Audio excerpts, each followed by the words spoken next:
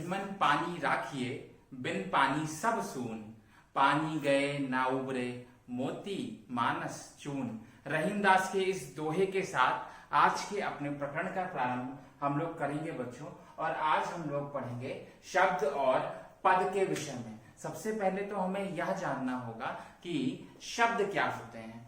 शब्द अर्थात हिंदी वर्णमाला में वर्णों के सार्थक समूह को शब्द कहते हैं। हिंदी वर्णमाला में वर्णों के सार्थक समूह को शब्द कहते हैं। और यही शब्द जब एक वर्ण विन्यास के साथ जुड़ करके, एक शब्द विन्यास के साथ जुड़ करके, एक सार्थक योजन में जुड़ करके एक संपूर्ण अर्थ का रूप लेते हैं, एक समग्र अर्थ का रूप लेते हैं, तो इस समग्र अर्थ को यानी शब्दों के सार्थक क्रम को हम कहते हैं वाक्य। अच्छा, जब वर्णों के सार्थक समूह को शब्द कहते हैं और शब्दों के सार्थक समूह को वाक्य कहते हैं, तो बात यह आती है कि पद किसे कहते हैं। तो इसी पद की चर्चा बच्चों आज हम लोग अपने इस पाठ में करेंगे। चलो मान लेते हैं कि हमारे सामने दो समान वाक्य भिन्न रूपों में लिखे हुए हैं।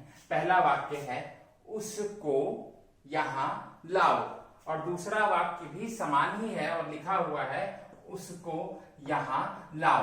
परंतु दोनों वाक्यों में भिन्नता यह है कि पहले वाक्य में उस और को अलग अलग रखा गया है और दूसरे वाक्य में उसको शब्द को साथ में रखा गया है। तो परेशानी यह आती है कि किस वाक्य को हम उचित माने, किस वाक्य को हम सही माने, क्योंकि यदि शब्दों के सार्थक और क्रमबद्ध रूप को वाक्य कहते हैं तो सार्थक और क्रमबद्ध रूप तो यह भी है और सार्थक और क्रमबद्ध रूप तो यह भी है। तो कौन सा रूप ऐसा है जिसे हम पूर्ण वाक्य और उचित वाक्य माने।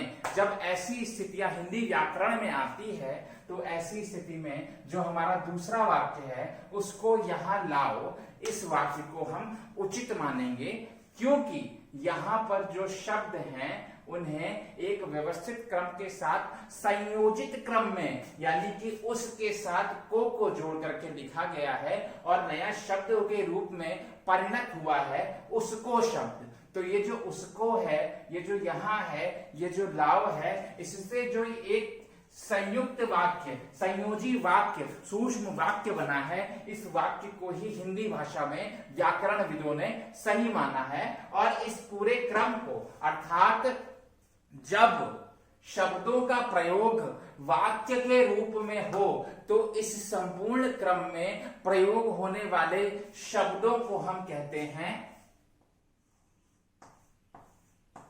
शब्दों को हम कहते हैं पद।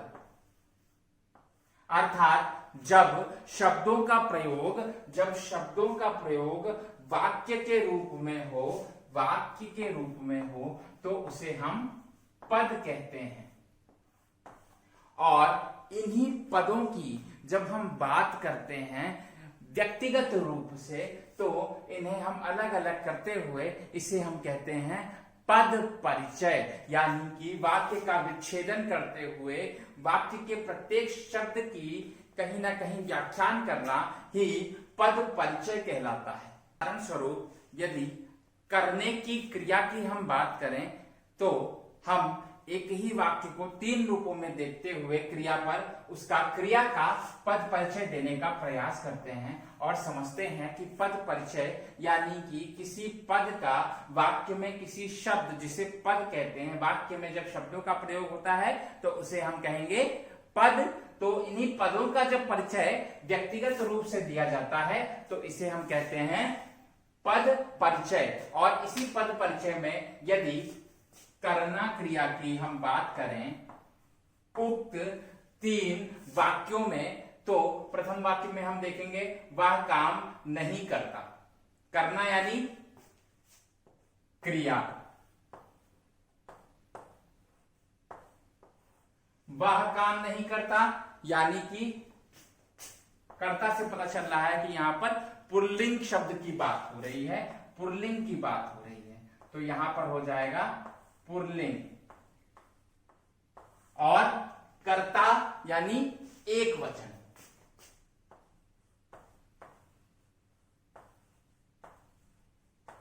एक वचन। तो ये जो क्रिया है, ये जो पुल्लिंग है या ये जो एक वचन है, यह किसके संबंध में है? यह करने के संबंध में है, कर्ता के संबंध में है। इस संपूर्ण वाक्य में हमने व्याख्या कर दी कर्ता शब्द की। इसी प्रकार से जब हम कर्ती शब्द की व्याख्या करेंगे तो हम कहेंगे क्रिया, स्त्रीलिंग और एक वचन, क्रिया, स्त्रीलिंग और एक वचन।